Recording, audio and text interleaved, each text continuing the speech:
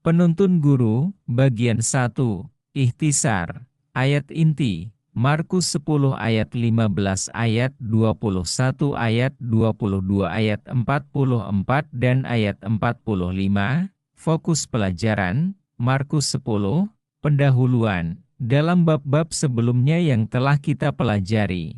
Markus menekankan pertimbangan khusus yang Yesus berikan dalam khotbahnya tentang kerajaan Allah. Namun, dalam bab 10, Markus mencatat dampak kerajaan Allah pada hati orang-orang yang telah menerima prinsip-prinsipnya dalam kehidupan mereka. Markus juga membagikan bagaimana kita juga dapat mengalami kerajaan itu sambil menunggu perwujudannya yang agung di akhir zaman. Tema pelajaran studi kita minggu ini membahas pertanyaan tentang bagaimana kita dapat memasuki kerajaan Allah. Kita juga melihat tantangan yang dihadapi orang-orang dalam niat mereka untuk memasuki kerajaan atau mengalami kerajaan itu sekarang.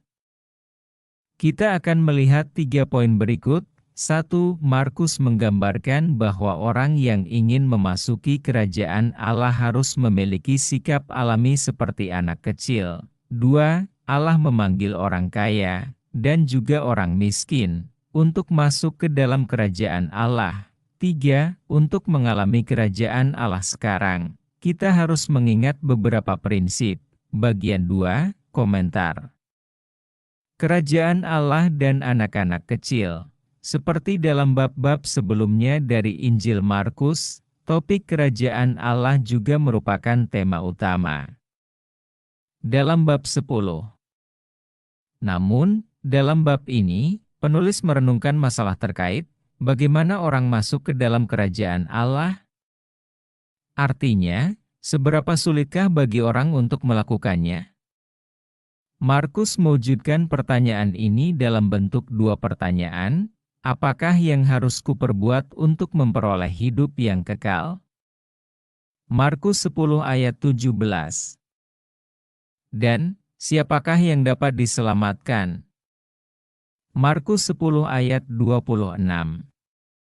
Intinya, kedua pertanyaan ini mengungkapkan gagasan yang sama tentang siapa yang dapat masuk ke dalam kerajaan Allah. Lebih jauh, jawaban untuk kedua pertanyaan tersebut menegaskan pentingnya kerajaan Allah yang Yesus berikan dalam khotbahnya. Untuk masuk ke dalam kerajaan Allah, orang harus menerimanya dan mempercayainya dengan kepercayaan dan iman yang tersirat seperti seorang anak kecil. Markus 10 ayat 15 menetapkan, sesungguhnya aku berkata kepadamu, barang siapa tidak menyambut kerajaan Allah seperti seorang anak kecil, ia tidak akan masuk ke dalamnya. Orang tua akan setuju bahwa ketika mereka memberikan hadiah kepada anak-anak kecil mereka, anak-anak tidak bertanya apa yang harus mereka lakukan untuk menerima hadiah tersebut. Anak-anak hanya mengulurkan tangan mereka dan memegang hadiah tersebut. Yesus rindu melihat keinginan dan penerimaan yang sama dalam hati para pendengarnya dalam tanggapan mereka terhadap pesannya tentang kerajaan dan kerajaan itu sendiri. Bahasa Yunani tampaknya mendukung gagasan ini. Kata kerja yang diterjemahkan sebagai menerima dalam ayat di atas berasal dari kata Yunani dechomai, yang berarti memegang sesuatu, dengan mudah menerima informasi dan menganggapnya benar, menerima dengan mudah, menerima, percaya. Menerima kehadiran seseorang dengan ramah, menyambut. Dengan kata lain, Yesus memberitahu para pengikutnya, dan juga para pendengarnya yang lain, bahwa jika mereka ingin masuk ke dalam kerajaan, mereka perlu percaya kepada kerajaan, mereka perlu menyambut kerajaan, dan mereka perlu memegang kerajaan dengan antusiasme seperti anak kecil ketika ia memegang sebuah hadiah. Singkatnya, kita dapat masuk ke dalam kerajaan jika kita menerima kabar baik tentangnya. Ketika kita mempercayai kabar baik, kita menjadikan kerajaan itu milik kita, Kristus memanggil orang kaya dan juga orang miskin untuk masuk ke dalam kerajaan Allah. Kisah tentang pemuda kaya itu mengikuti segera setelah Yesus mengucapkan berkat-Nya kepada anak-anak kecil. Orang muda yang kaya itu kemungkinan besar adalah salah satu orang di antara orang banyak yang menyaksikan Yesus menggendong anak-anak dalam pelukannya dan memberkati mereka. Sekarang Yesus berbicara tentang bagaimana orang dapat memasuki kerajaan Allah. Mungkin orang muda itu tergerak oleh belas kasihan Yesus terhadap anak-anak dan pertanyaannya muncul dari hati yang luluh pada saat itu oleh belas kasihan Juru Selamat.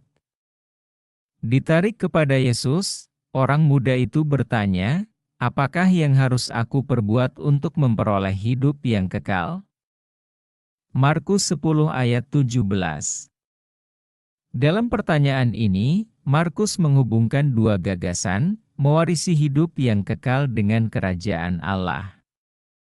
Dalam bagian-bagian berikutnya dalam bab 10, Yesus menyajikan dua rintangan yang dapat mencegah atau menghalangi orang untuk mengalami dan memasuki kerajaan Allah. Dari tanggapan Yesus, kita belajar bahwa memasuki kerajaan tidaklah rumit. Pada saat yang sama, kita harus menyadari tantangan atau perangkap yang dapat menjerat kita dalam perjalanan kita menuju kerajaan. Jerat pertama melibatkan harta benda kita.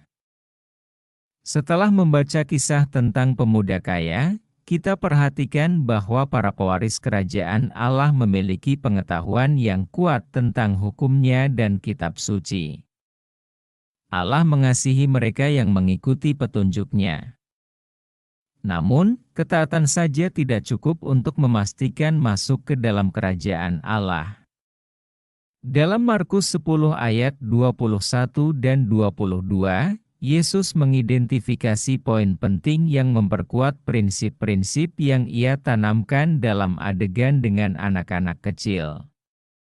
Markus menulis tentang Yesus dan penguasa muda yang kaya itu. Yesus memandang dia dan menunjukkan kasih-Nya kepadanya, katanya, "Hanya satu lagi kekuranganmu, pergilah dan jualah seluruh milikmu dan berikanlah kepada orang-orang miskin, maka engkau akan beroleh harta di sorga. Dan datanglah, ikutlah aku." Tetapi orang itu sangat sedih mendengar perkataan itu, lalu pergi dengan sedih, sebab harta miliknya banyak. Yesus mengasihi pemuda itu dan menghargai kesetiaannya kepada hukum Allah.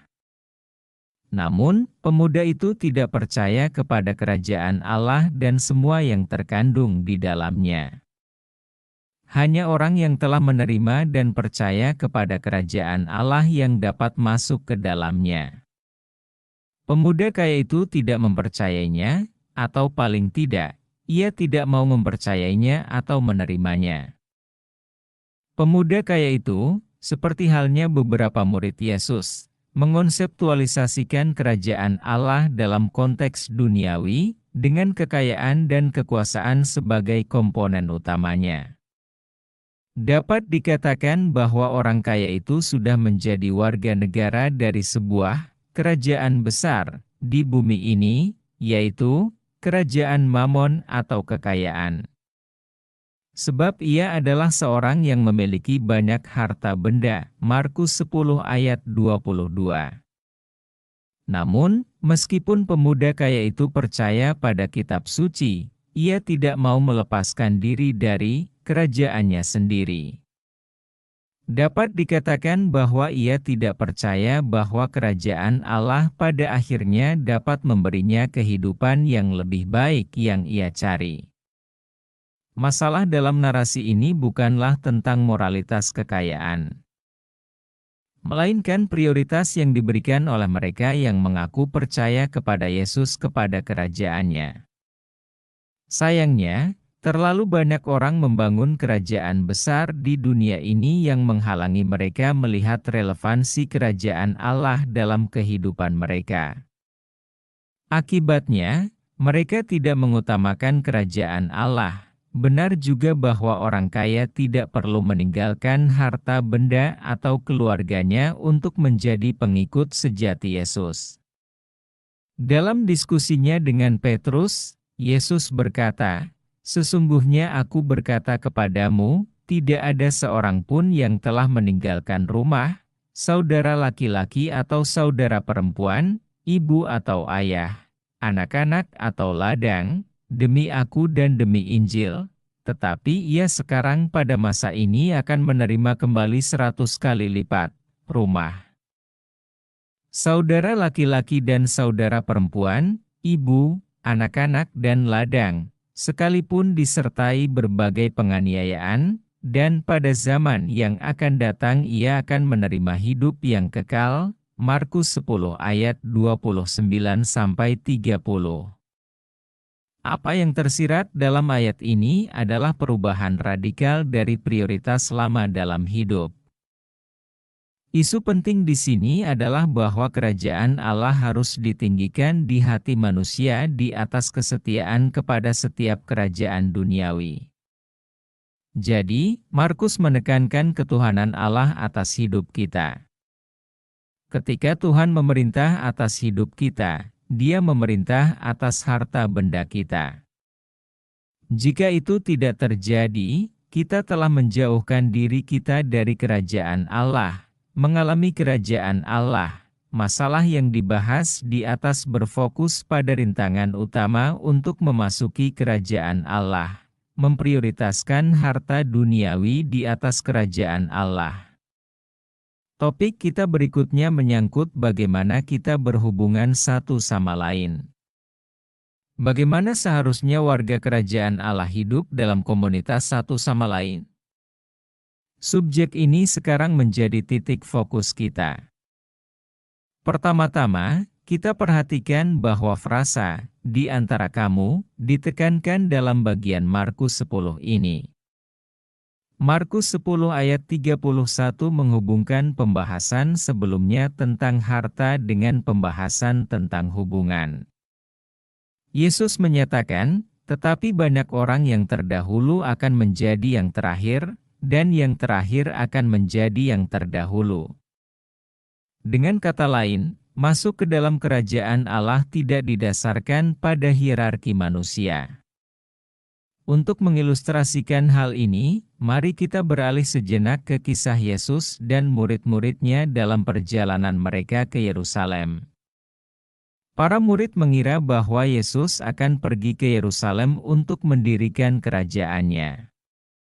Maka, dua di antara mereka memohon kepadanya, "Berilah kami tempat duduk. Seorang di sebelah kananmu dan seorang di sebelah kirimu, dalam kemuliaan-Mu." Markus 10 ayat 37. Apakah Anda melihat bahwa para pengikutnya tidak meminta untuk masuk ke dalam kerajaan? Sebaliknya, mereka melobi untuk posisi utama di dalamnya. Dalam jawabannya, Yesus menjelaskan bahwa para pengikutnya yang berusaha untuk masuk ke dalam kerajaannya akan menerima berkat, Markus 10 ayat 30, dan penganiayaan dalam kehidupan ini. Dalam Markus 10 ayat 38-40, Yesus menekankan sekali lagi bahwa kerajaannya mencakup cawan penderitaan, bukan kehidupan yang penuh dengan ketuhanan atas orang lain. Tidak ada yang salah dengan bercita-cita untuk menjadi yang terbaik dalam lembaga atau organisasi apapun, termasuk dalam komunitas gerejawi. Akan tetapi, Yesus menekankan bagaimana perjuangan untuk menjadi yang terbaik tersebut harus dilakukan. Dalam Markus 10 ayat 42-45, Ia menetapkan seperti apa seharusnya sikap yang benar dari para pemimpin dalam komunitas mereka. "Barang siapa ingin menjadi terkemuka di antara kamu, hendaklah ia menjadi pelayanmu, dan barang siapa ingin menjadi terkemuka di antara kamu, hendaklah ia menjadi hamba untuk semuanya. Karena Anak Manusia juga datang bukan untuk dilayani, melainkan untuk melayani dan untuk memberikan nyawanya menjadi tebusan bagi banyak orang. Markus 10 ayat 43-45. Dengan kata lain, kewarganegaraan kita dalam kerajaan Allah, khususnya bagi mereka yang berada dalam posisi kepemimpinan, menunjukkan kehidupan yang penuh pengorbanan dan pelayanan, bukan kehidupan yang penuh dengan kekuasaan atas orang lain. Yesus adalah teladan yang harus kita tiru. Bagian 3. Penerapan dalam kehidupan. 1. Apa yang Yesus maksud ketika ia berkata, betapa susahnya untuk masuk ke dalam kerajaan Allah? Markus 10 ayat 24. Ayat tersebut tidak mengatakan bahwa mustahil untuk masuk ke dalam kerajaan Allah. Hanya saja, susah untuk melakukannya. Mengapa? Mungkin, salah satu alasannya adalah bahwa orang-orang yang sangat kaya mungkin tidak melihat kebutuhan mereka akan Allah atau apa yang dapat Ia lakukan bagi mereka. 2. Penulis rangkaian pelajaran ini mengingat suatu masa selama masa kuliahnya ketika ia berkesempatan untuk melakukan pelajaran Alkitab dengan seorang pria kaya. Suatu hari, ketika mereka sedang mempelajari sebuah pelajaran, pria kaya itu menatap langsung ke mata penulis dan berkata, "Senang sekali mengetahui lebih banyak tentang Allah dalam Alkitab. Namun, saya rasa saya tidak membutuhkan Allah. Jika saya membutuhkan sesuatu, saya tinggal pergi dan membelinya. Itulah hidup ini." 3. Bisakah kita mendapatkan segalanya dalam hidup ini tanpa Allah? Jelaskan. Apakah ada beberapa hal dalam hidup ini yang tidak dapat kita beli dengan uang? Apa saja itu? 4. Apakah ada anggota kelas Anda yang mengenal orang-orang yang sangat kaya atau orang-orang yang menduduki posisi kepemimpinan atau terkemuka di masyarakat? Jika ya, bagaimana anggota kelas Anda dapat membantu orang-orang ini untuk percaya bahwa kerajaan Allah juga diperuntukkan bagi mereka? Ingatlah bahwa tidak ada yang terlalu sulit bagi Tuhan. Dari sudut pandang manusia, masuk ke dalam kerajaan Allah mungkin tampak sulit, jika bukan mustahil, bagi sebagian orang. Namun, ingatlah perkataan Yesus, bagi manusia hal itu tidak mungkin, tetapi bukan demikian bagi Allah. Sebab segala sesuatu mungkin bagi Allah. Markus 10 ayat 27.